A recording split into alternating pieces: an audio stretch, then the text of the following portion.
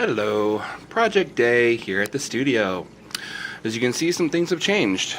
I went and bought some lighting diffuser and used that in my trickle tower to keep the foam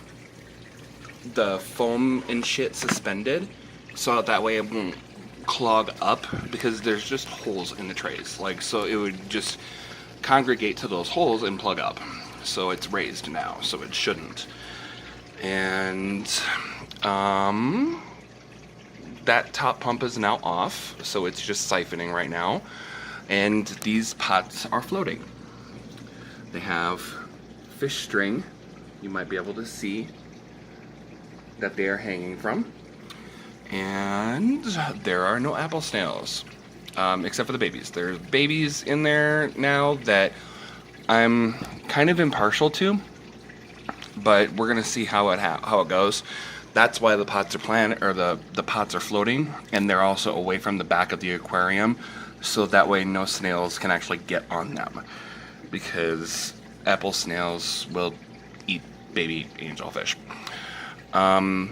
And so for the apple snails, I traded them back to Woofs and Waves. He gave me a sponge filter that I'm seeding right now to put in my algae-filled baby tank. As it turns out, my assumption was correct, that when I had my canister filter's trays, like the wall between the tray and the actual outside of the canister filter wasn't sealed. So when I had my big algae outbreak last year, the biomedia was infiltrated with tons and tons of algae. It's basically slime covered now. And you can't see this, but there is nothing but algae in this aquarium. This happened over the course of 2 days.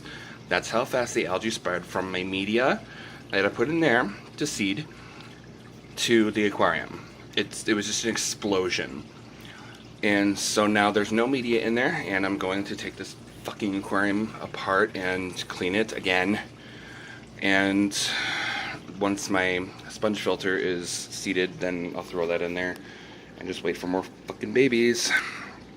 I've got the flow turned down significantly. It's down to about half. Got my ball valve there, kind of crooked.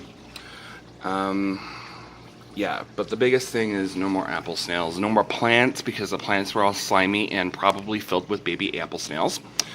And so they're now in a garbage bag, getting ready to be thrown out.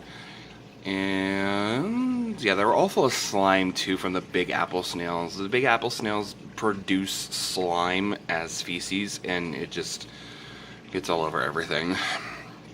So now I'm gonna go ahead and buy some Seachem Matrix. It's basically the equivalent to Biohome, which is sintered glass. It's these little, oh shit, you can't see them. Okay, maybe you can, I don't know. But those little pellets are sintered glass, and that's my media that's filled with algae. Yeah, so angels, like all of the angels are back in the tank now. I just gave up on the spawning tank for now because it's filled with algae, and they're a lot more surly now. A lot. Bastards. But yeah, that plant was in the spawning tank, and yeah, so we're just gonna see what happens with the floating pots. Hopefully they spawn on them. Which most angelfish will spawn on a clay pot before anything else, as far as I know. I'm sure they prefer leaves, but you know, there's leaves right there.